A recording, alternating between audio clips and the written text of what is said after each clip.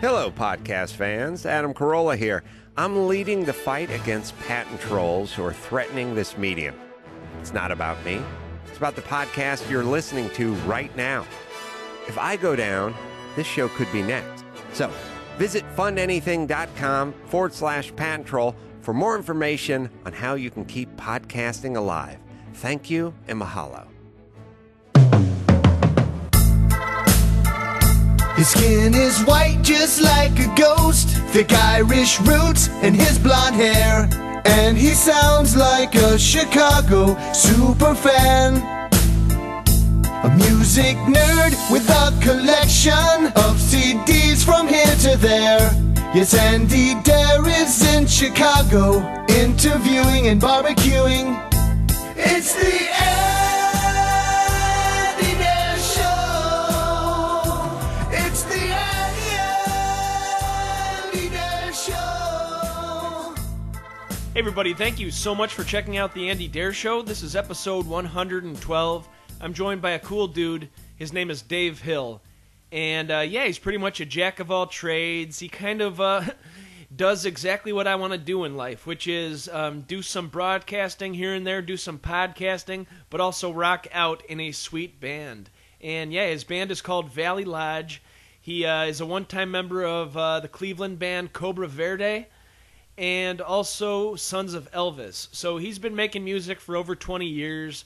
He's got quite a huge amount of knowledge about the whole music business. And, he's a comedian as well, working with Upright Citizens Brigade and doing all sorts of shows. On the broadcasting tip, he is doing the show The Goddamn Dave Hill Show. And that's every Tuesday night from 9 to 12 p.m. East Coast. And, it's on the East Coast radio station, WFMU.org. And check out the show. It's pretty awesome. It's hilarious. He's also shredding on guitar. He's also playing great music. It's kind of everything that I strive to be. Dave Hill has already made it to the top of the mountain and stuck his flag in there.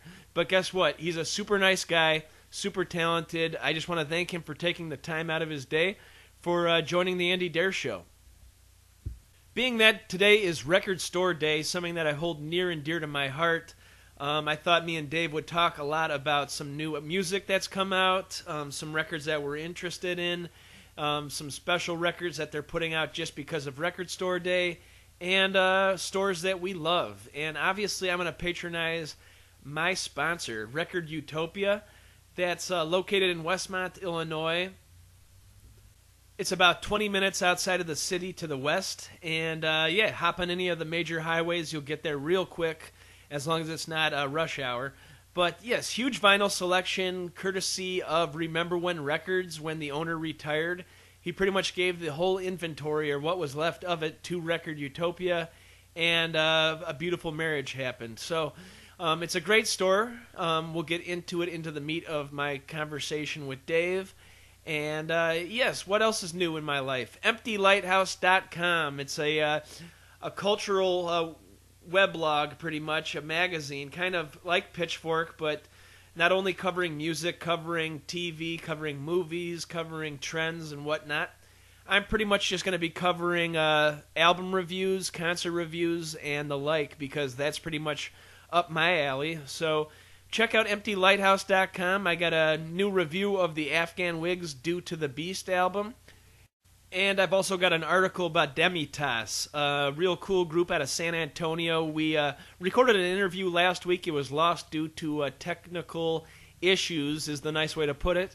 But the guys will be back on the show pretty soon. I think next week or the week after. So Demitas is a cool band. I just want to thank them for their patience and their understanding. And Empty Lighthouse, I'll be doing a couple articles a week for them. They've also been awesome to have Tyler Cale do some articles as well. A huge part of the Dare Network, my little podcast network. You can follow us on Twitter at Dare Network. And it's me, Tyler Cale, and Jay Porks right now. Tyler Cale is pretty much covering the West Coast. He is talking about doppelgangers. He's talking about models, television, movies, all sorts of cool stuff, health. concerns, all that good stuff. He's got, I think he's almost 10 episodes in. He's every Thursday night. And Jay Porks, representing the East Coast, Staten Island, New York City. He's pretty much concerned with concerts with the Meat Puppets, a band that he works for, and other cool stuff.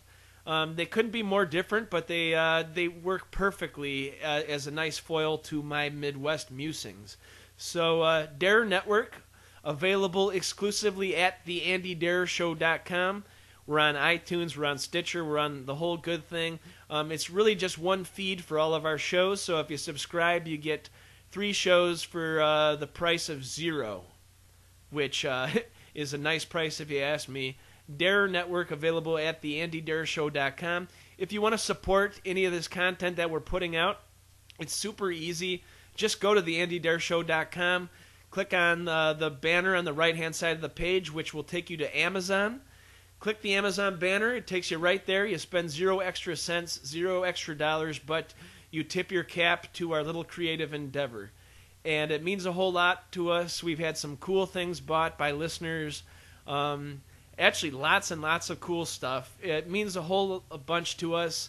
Thank you, and thank you for your continued support. And if you want to, continue hearing awesome interviews like this one I'm about to show you with Dave Hill, then just click the Amazon banner.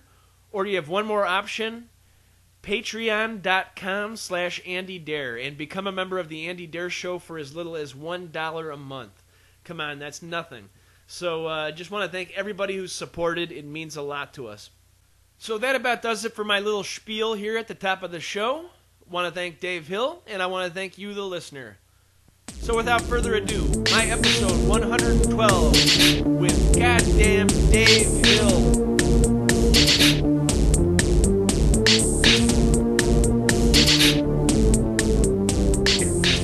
Thank you so much for checking out the Andy Dare Show. This is episode 112. I am joined via phone by a cool guy, Dave Hill. How you doing, man?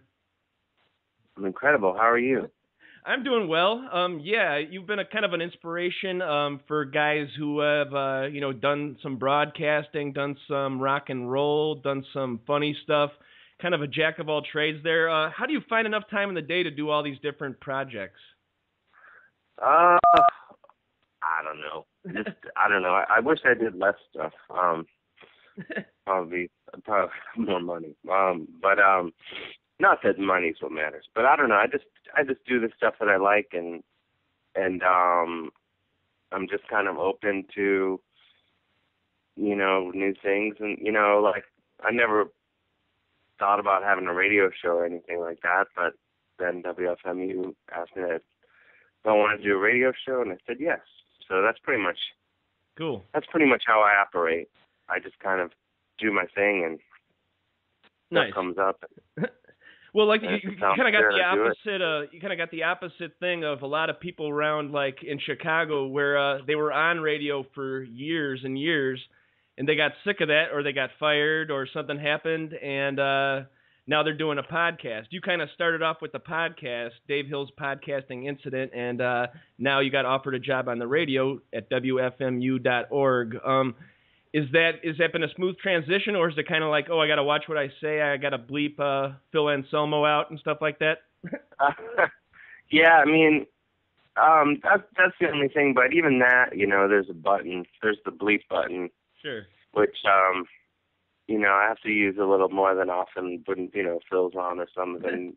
He's pretty good, though. I just scold him.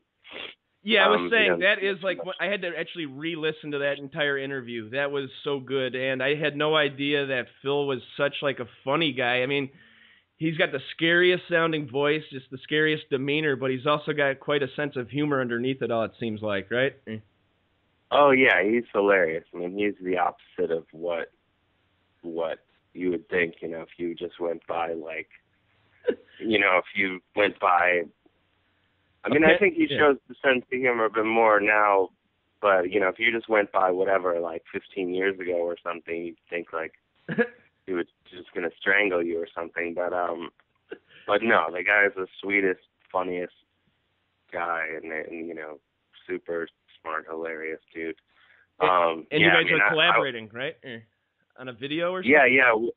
Yeah, we shot a video, like a web series, like last, I guess, gosh, it's been a while now, like last fall or so, and but it's finally getting. I think it's going to come out soon. We just editing took a while because we shot a lot of stuff, but it was super blast. It's called Metal Grasshopper, and it's basically Phil schooling me on metal. Oh, nice. And it's just us being a couple goofballs at his house in outside of New Orleans. So yeah, it's completely ridiculous. But yeah, he's awesome. I mean, I would like to have him on my radio show every week if he would agree to it. It's instant entertainment. Yeah, check it out. It's your latest episode, right, from last week? Yeah, last week. So that was really good. I've heard a couple of the other ones, but yeah, I've been more familiar with your stuff on MaximumFun.org, and you've been doing that for quite a while before WFMU hit you up, right? Yeah, about maybe a year and a half ago I started with them, I guess. Yeah, I mean I was bad at releasing episodes of the podcast on time before I got the radio show, and now I've gotten even worse at it. So I'm going to continue with the podcast, but I mean it's been sporadic. I mean really almost the entire time I've had it. I mean it started off I was releasing it like weekly, and then I was busy writing a book and blah blah blah, and so it's pretty sporadic. But yeah, I'm going to keep doing that. It enables me to do some things I can't do on the radio for whatever reason, Sure. Yeah, I guess the radio's nice because like you have to be on air at a certain time. You can't be late with an episode. You can't do it when you feel like it, kind of, right? Excuse me. I'm sorry. I hope you can edit that call. No, it's all good. Yeah. But yeah, I mean but that's part of the fun of it. I mean, it's really nice to have like, I actually like having a schedule. Yeah. So that's what's good about the radio show is, yeah, I'm there every Tuesday, for the most part. And, yeah, it's every week. And then that's podcast also. It's on iTunes and all that. The only difference is they cut the music out on iTunes, which is a bummer. But, sometimes, I mean, last week I barely played any music compared to Yeah. Usually I play about 45 minutes of music out of the 3 hours, and I think last week I played much less just because we got off to the races with Phil and Gavin. things. Yeah. Yeah. I mean, I wish I could just have those two every week. It'd be pretty entertaining. How about this, like the best show? Were you a big fan? And is it no coincidence that when that kind of when they quit that they asked you to do your own show? Or? Yeah, I mean, I was a huge fan of that show, of course, and friends with Tom, John, and I'm sad to see it go, and I'm hoping they come back. I'm sure they'll come back in some form. Sure. Yeah. Somewhere. I don't know any details right now, but yeah, I mean, but as far as me getting that slot, it was kind of a coincidence. I don't think it wasn't like, I think Tom, I think he, he wanted to leave, and yeah, I don't think he was involved in picking me or anything like that. No, I got you. No, I mean, not that I know of. I mean, I'm pretty sure that's not the case. But no, I think, I mean, I was really surprised, honestly. I mean, and with all things in life, whenever someone asks me to do something, my first, the Clevelander in me thinks like, oh, how many people said no before they got to me? Sure. Or who wasn't available? Yeah. But, Nice. but yeah, no, Ken Friedman's, the manager at FMU, emailed me, and I was shocked. I was like, oh, wow. I wasn't expecting it, but it was nice. I think I had been a guest on his show, 7 Second Delay, and, I'd been on that show before and been on a few other shows on SMU, and I think they wanted someone, who was Yeah, a familiar face. Yeah, just kind of, and then, it surprised me, like he said, when I was a guest on his show, he liked the way that I talked, and Sure. I wasn't sick and jet lagged like I am now. But has anybody ever told you sound a little bit like Pete Holmes, the comedian? I've never heard that before. No? No, in general or just right now? No, just like kind of in general, like kind of a vocal doppelganger. My buddy does doppelgangers for his website, and then he does vocal doppelgangers too. And I think you guys would match up a little bit. Yeah, maybe not with the so much forced laughter that Pete does, But well, he has a lot more energy than I do. He must have ADD when he was a kid, right, or something. He's just bouncing off the walls. Yeah. I wish I had more energy. I mean, I have energy, but it's internalized. But I think I'd be better off if some of it was external. No, I've never heard that before. It's funny, with this new show, people keep saying I sound like Ferris Bueller. Oh, I could get that a little bit too, yeah. But a cool thing about your show is that it's got to be the only show that I've heard where you just rock out on the guitar for like a couple minutes in the beginning and here and there throughout the show. You just it's just a cool, different thing that you don't really hear much of. Like, I mean, you're rock and roll, obviously, but can you play it? And yes, Dave Hill can play the rock and the roll. So that's right. Yeah, I mean, it's just fun to. It's ridiculous that him, like, to sit there and have like a loud amp and just play some. Sure. But yeah, it's sort of my comfort zone and stuff. I mean, it does make it more complicated because it's already complicated enough. I mean, the big challenge of the show, aside from figuring out what the hell to do for 3 hours, is just, there's all those knobs and buttons, and I do, all the engineering while I'm doing the show. Okay. So, huh. Yeah. It's like I'm doing everything, every music, which is why, if something goes wrong every show, because I just don't know what buttons to press, and then, and a lot of times people are, when they're in the studio, they're like, "Oh, is everything okay? You seem kind of distracted." I'm like, "Fuck yeah, I'm distracted. Like I'm doing 20 different things while I'm talking to you." But hopefully, I think that'll get easier as I go. I'm sure, and it's got that cool kind of comfortable, like do-it-yourself feel that radio usually doesn't have. So. Yeah, I mean, wouldn't kill me to get a little slicker. Yeah, well, but as you said, it's a new thing. That big, morning drive time job someday. Nice, or the morning zoo. Yeah. Yeah, or something. That's my fantasy. Nice. My fantasy would be like, I don't know. It's fun though. I really like it. I'm hoping. Seems like people like it, which is nice, and I think I'll just keep getting better at it, I hope. Like FMU is huge in the East, but like they're still getting found out in the Midwest and the West Coast. Like I'm trying to spread the word and stuff. I think it's a really cool network and a lot of cool talent on there. But yeah, it seems pretty like regional too. So. Yeah, I mean FMU is great.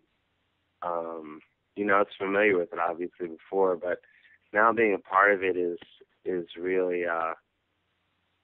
It's just great. I mean, it's such a great community of people, and it's really, I mean, they're so supportive and nice and just good people. You would think like it would just be like people just doing their show and that's it, but like they're really, everyone, listens to each other's shows and checks out stuff. Cool. I'm surprised. Like, oh, no one's listening to my new show, but so many people were. It clearly had been listening, which is nice, and it's just a really, I think it's an example of, like, how communities should be and, like, how organizations should be. It's just, like, nice, really good, supportive situation that's really, I'm thrilled to be a part of. It's, like, I think any organization, their community could learn a lot, like, from that's cool. Just how it works there and people's attitude, and I say that now. Maybe I was just bitching. But, I can sense like a freedom that they give you, and there's no like program director in the other room like giving you notes. Hey, don't talk about this. Don't bring that up.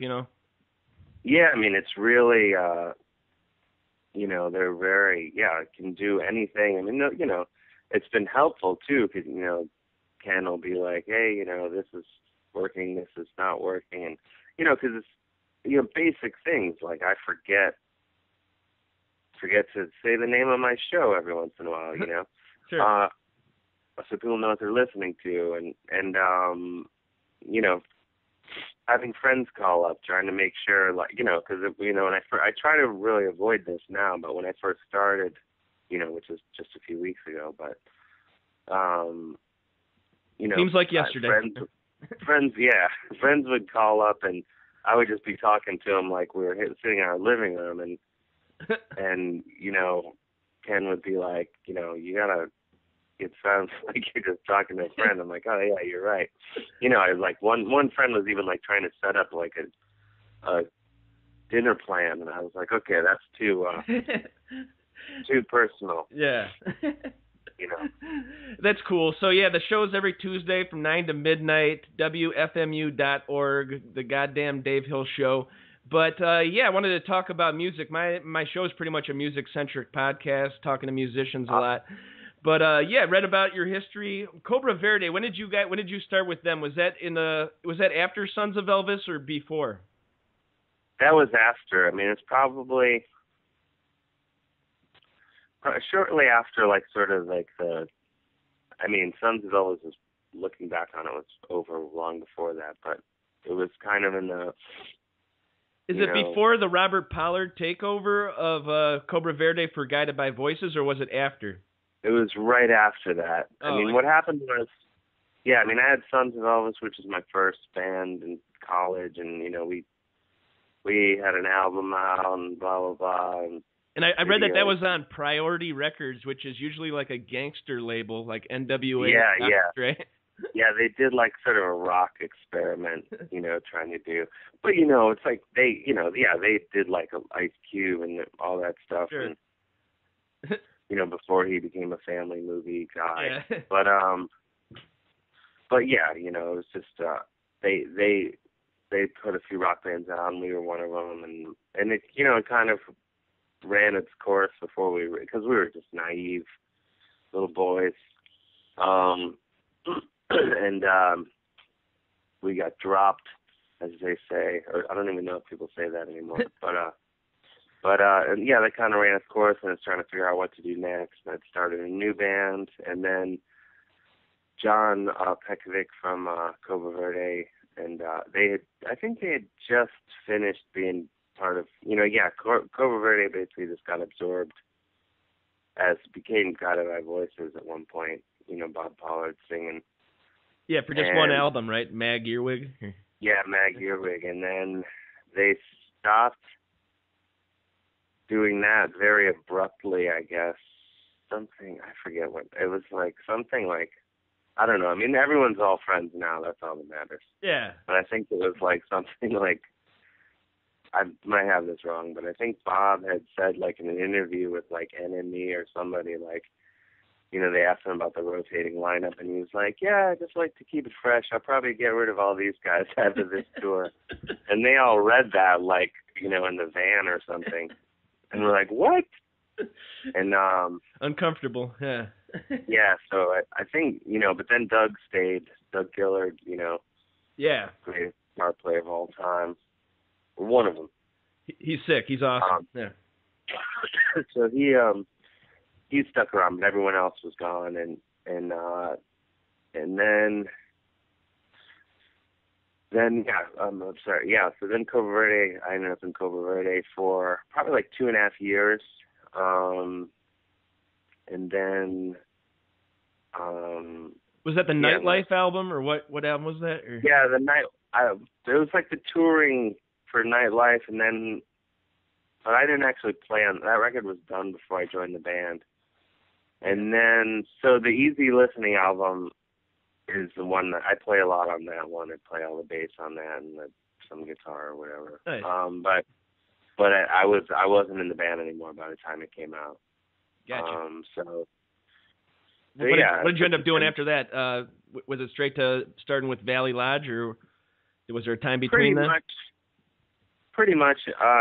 Yeah, I mean, I ended up leaving the band, because it was just, it's I think with any band, like when you get older, everyone's doing a million different things, and I was like busy trying to get to other stuff going, and I just wasn't available for Cobra Verde as much, and understandably, they were kind of like, we got to get a guy who, sure, can tour, when we want to tour full time. So, yeah, so I was out. And then I ended up in New York shortly after that, and that's when I formed Valley Lodge in New York, which was me and John Kimbrough from Walton Inc. It was just the two of us to begin with. We just, were friends, and, we had each were making demos, and neither one of us had a band really at this point. Cool. So we decided to make a record that was just like whatever of our songs were compatible with each other. And yeah, that's how that started. And then it's got a real power pop feel to it, kind of like a Teenage Fan Club, but with more rock and roll to it. I don't know how to explain it really, but it's catchy, and you got a new album, right? Yeah, I mean, we're both. I mean, yeah, it was a Big Star, Cheap Trick sort of deal. Sure. 70s power pop rock stuff. Yeah, we just made our third album, and This episode of the Andy Dare Show is brought to you in part by Uncle Bub's award-winning barbecue in Westmont, Illinois. Family owned and operated since 1997, Uncle Bub's is the real deal barbecue. A family-friendly restaurant open 7 days a week. Also, it's a full-service catering company doing weddings, pig roasts, luau's, grill packages, you name it. They have a friendly, helpful staff that will make sure that your party goes off without a hitch. Call them at 630-493-9000. Visit them at 132 South Cass Avenue in Westmont, Illinois, and UncleBubs.com. Hey man, I know you like grilling. I know you like getting those dark grill marks on your burgers, fish, chicken.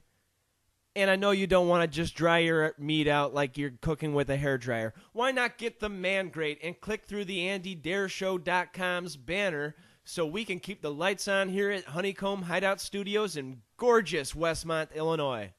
The Man Grate. This episode of the Andy Dare Show is brought to you in part by Record Utopia, a music lover's dream with thousands of vinyl records, musical instruments, and sound gear. They buy, sell, and trade. Give them a call at 630-963-1957. Visit them in Westmont, Illinois at 309 West Ogden Avenue, on the web at recordutopia.com. It's always a good, relaxed atmosphere. Check them out, Record Utopia. And how was it making the new video for Kiss Me, I'm Drunk? It's a really eye-catching video. You're on a horse in the mountains, it looks like. Oh, yeah. Yeah, the video, that's the irony is like now, our videos are like way more elaborate than the albums are. But, yeah, we made that thanks to a friend and video producer, Rebecca O'Malley, has been godsend and has made a couple of videos with us now.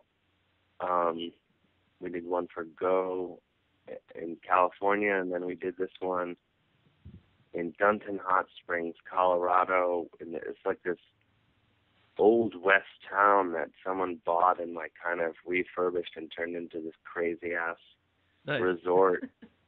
And we were just there for like 3 days or something, and it was nuts. There's a big fight scene too. Check it out. Yeah.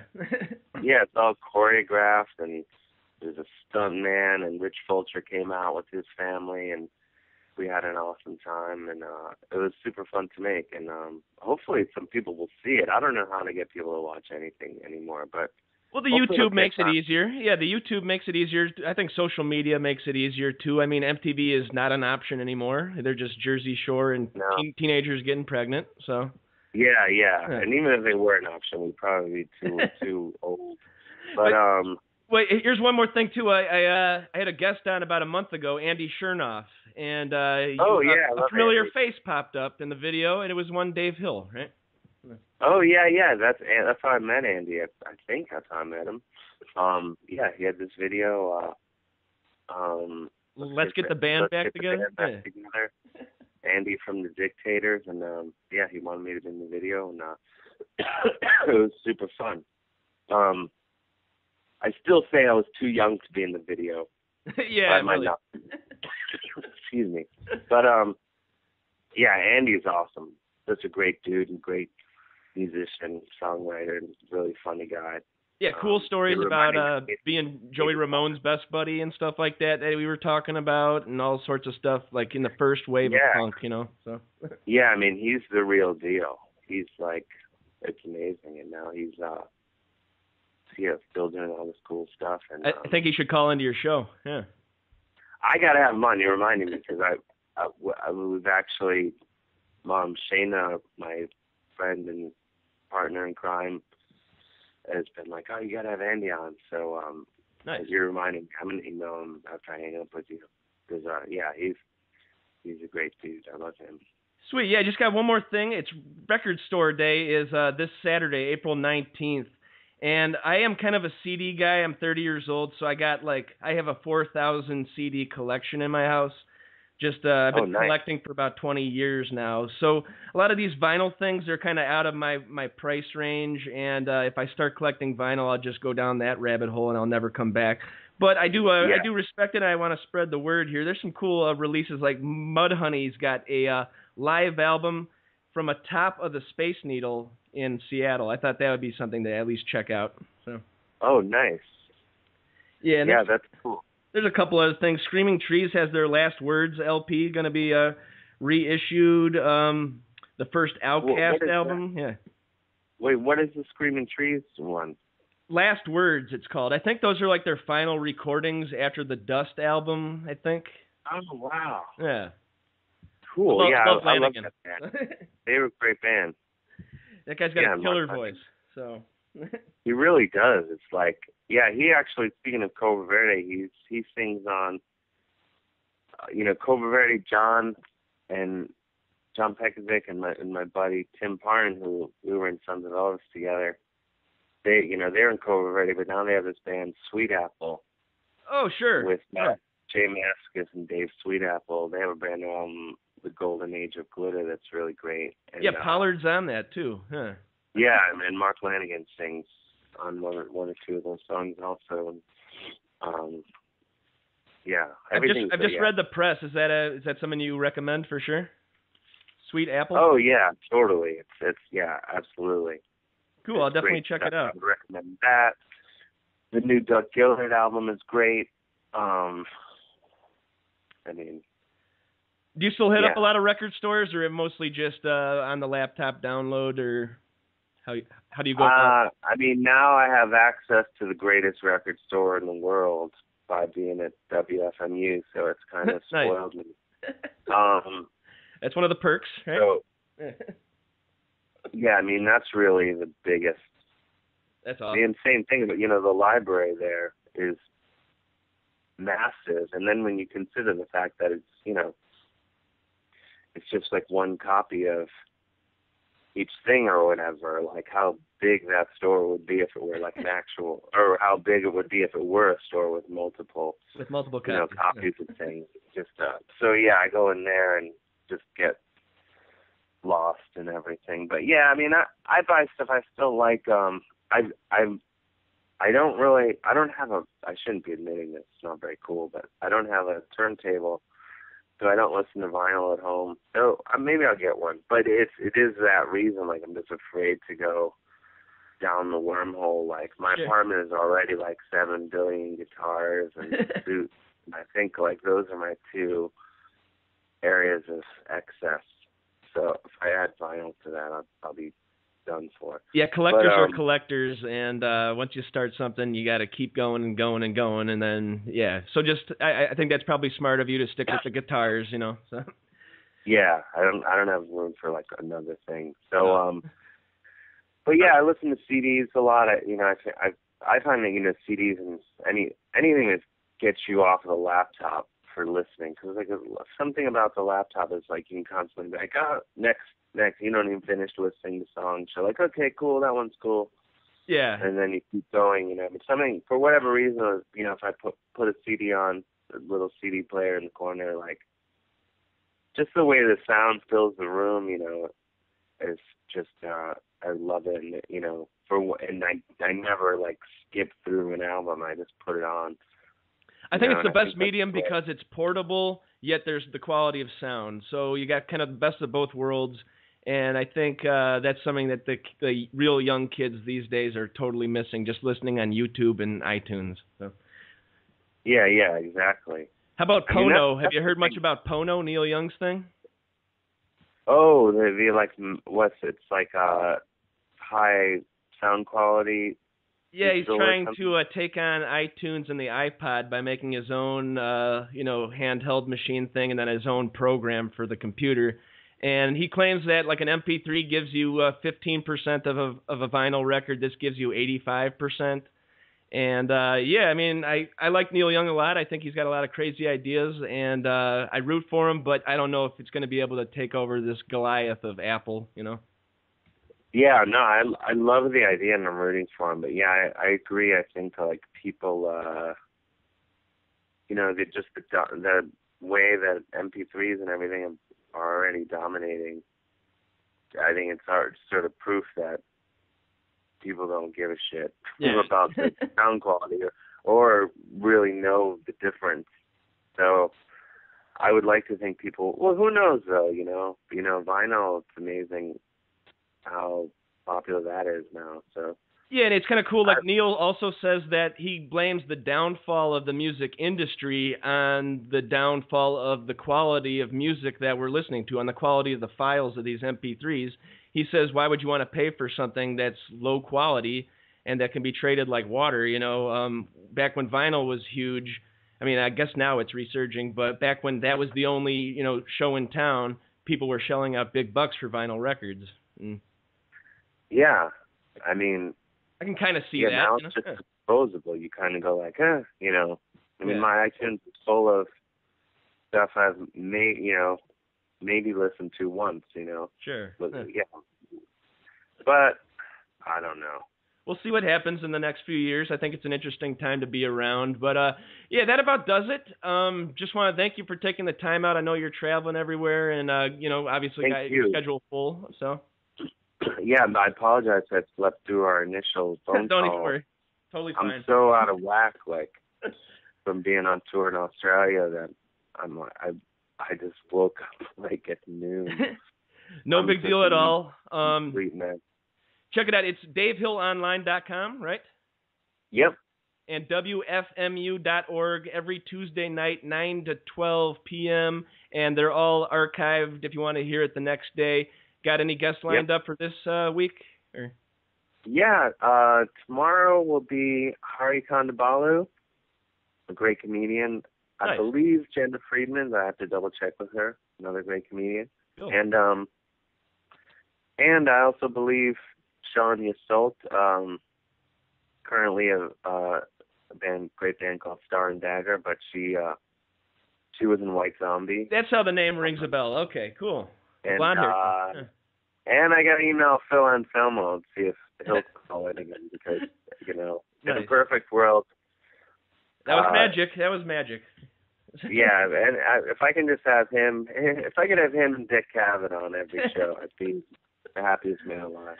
Nice. So, follow you on, it's Mr. Dave Hill, at Mr. Dave Hill, and, DaveHillOnline.com. Anything else? Any last words? Let me think. Oh, here's something exciting.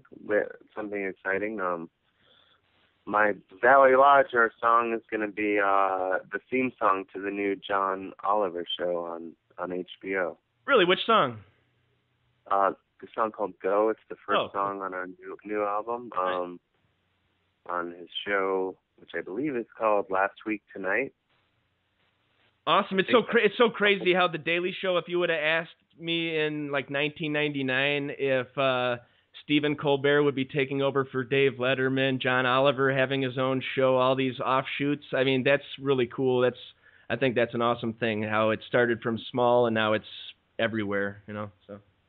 Yeah, exactly. And, I think it's great. I'm huge fans of both of theirs and not to take anything away from anybody else, but you know, I think that those are two guys who the fact that they're going to be having these shows is gives me hope for America and show business. You know, it does. Yeah. Because I think they're very hilarious, smart guys, and we don't get enough of that. You know, a lot of times, we just, I can quote Dick Cavett, as I like to do. Sure. You know, I was talking with him about, basically that how stuff sucks all the time. And he said, there's this thing like the people get what the people want. He's like, but I disagree. I think the people get what the people get. Huh. And I think far too often the people get mediocrity. Sure. And for guys like Cobra and John Oliver to have their own shows, I think it's great. They're an alternative to that. Yeah. Yeah, there's just too much crap out there. To have like really smart, funny stuff, will only help more smart, funny stuff get out there and hopefully improve our culture and our nation. Yeah, I think like that's happening, and it's cool to be around in 2014, if you ask me. So. Yeah, exactly. All right. Well, just want to thank you one more time, and yes, check it out. Goddamn Dave Hill Show, Tuesday night, 9 to 12 p.m. on WFMU.org. All right. Thanks, Dave. All right. Thanks, Tom, man. You're welcome. On behalf of Dave Hill, this is Andy Dare signing off for the Andy Dare Show. Be sure to follow Andy on Twitter. That's at Andy Dare. And like our show on Facebook. That's facebook.com/The Andy Dare Show. Videos at youtube.com/Andrew Martin Dare. And we're on iTunes. Just search The Andy Dare Show. Please leave a review. Thanks so much to our wonderful sponsors, Uncle Bub's award-winning barbecue, Record Utopia, The Man Great, and Amazon.com. Theme song courtesy of Rich Banks Music. Thank you so much for checking out The Andy Dare Show. TheAndyDareShow.com.